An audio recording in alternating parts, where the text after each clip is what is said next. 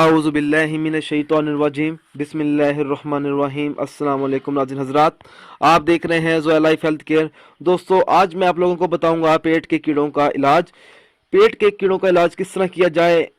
अक्सर देखा होगा हम कुछ ऐसा गलत खा लेते हैं जिसकी वजह से हमारे पेट में कीड़े पैदा हो जाते हैं।